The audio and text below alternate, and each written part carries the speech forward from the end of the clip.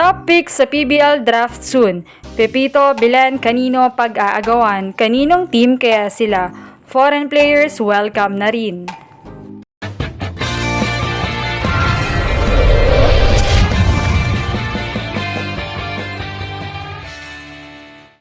Sa susunod ngang season sa PBL ay i-welcome na ang mga bagong magpapaingay na pangalan sa mundo ng volleyball sa pamamagitan nga ng PBL draft na nakatakdang maganap sa darating na June pagkatapos na ngayon ay ongoing na PBL All-Filipino Conference.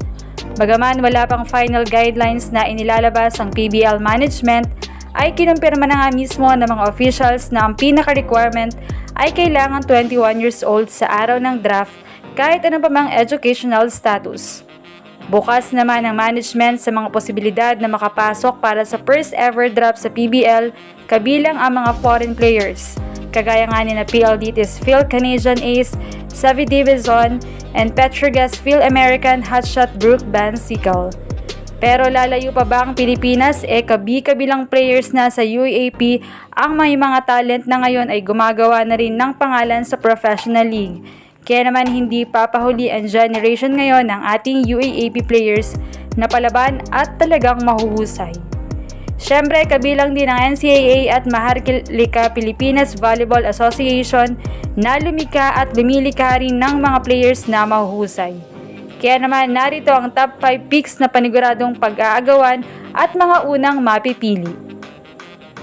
Bella Belen, our UAAP Women's Volleyball first ever rookie MVP na ngayon ay talagang namamayagpag ang galing sa NU at nag-aasam na makuha ang pangalawang championship title sa kanyang 3 season na paglalaro.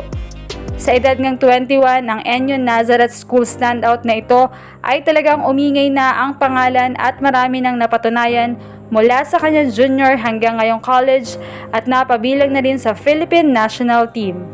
Noong nasa NU Nazareth pa lamang si Belen ay naiuwi na niya ang 2-season MVP award at top outside hitter sa kanyang final year. Bahagi siya ng Lady Bullpups kung saan nakakuha ng silver medal sa 2019 Asian School Games. Hindi na rin bago kay Belen ang international stage dahil napabilang na rin siya sa 6th placer Rebisco Philippines sa 2021 Asian Women's Club Volleyball Championship. At nito nga lamang ay kabilang din siya sa 2023 Southeast Asia V-League. At noon yan, season 84 ay nasweep lang naman nila ang buong season with 16 games or 16 wins. Naiuwi nga nila ang championship title, season's MVP, Rookie of the Year at first best outside hitter. At sa kanyang performances sa mga games niya ay kalat ang pangalan niya sa stat sheet dahil sa kanyang dekalibreng opensa at depensa. Angel Canino. From one rookie MVP to another, Angel Canino, hindi nga binigo ni Angel ang De La Salle noon sa kanyang rookie year upang makuha nila ang 12-time UAAP Women's Volleyball Championship title. Mula nga sa pagkatalo ng La Salle sa kamay ng NU noong season 84, ay ang kanyang pagdating ang nagbigay ng bagong buhay para sa La Salle para maibalik sa top ang corona noong season 85. Kung saan sa best of 3 series game nila ng NU ay hindi nila pinaisa ang Lady Bulldogs. Nasungkit din ni Canino ang MVP of the 2018 Palarong Pambansa Girls Volleyball for the National Capital Region.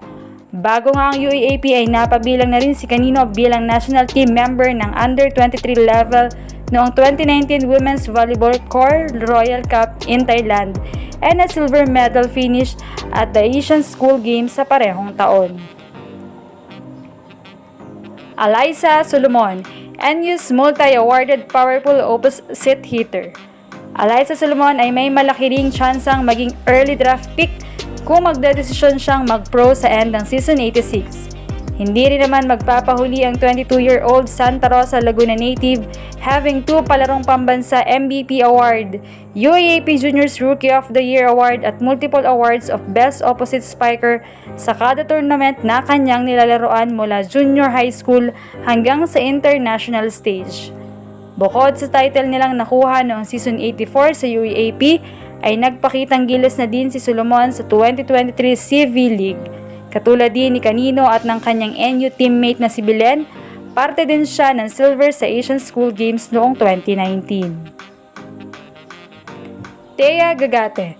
Pagdating sa pamamayang sa net, nakalatag na dyan ang pangalan ni Gagate kung saan ay 3 season na siyang namamayagpag sa posisyon.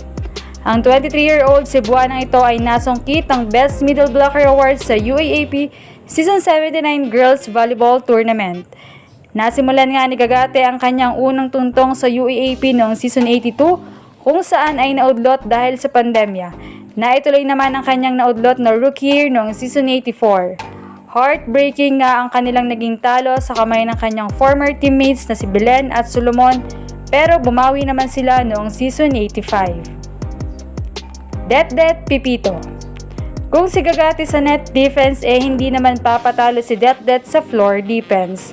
Ang libero captain na UST na ito ay patuloy sa kanyang kampanya para muli sa pagbabalik ng corona sa Espanya. Bago pa man siya tumungtong sa UAAP Women's Volleyball, namayagpag muna siya sa UAAP Girls Volleyball kung saan nanalo siya ng Best Libero in all 5 seasons mula 2017 hanggang 2021. Nagtuloy-tuloy naman ito sa college noong Season 85 kung saan nakuha niya rin ang Best Libero at ngayon ng Season 86 mukhang kokoronahan muli as a Defensadora girl. Dahil nga sa kanyang height na kiniklaim niyang maliit siya, having 5'2", nananatili at pinangahawakan niya ang mantrang heart over height. Sa ngayon ay focus pa sila ngayong season, though sa part ni Kanino natapos na ang kanilang kampanya sa championship, but still, gaya ng sabi niya ay babawi sila. Pero talagang swerte ang mga teams na makakakuha sa kanila soon sa PBL. Ano masasabi niyo rito? Leave a comment below. Thank you for watching and don't forget to subscribe.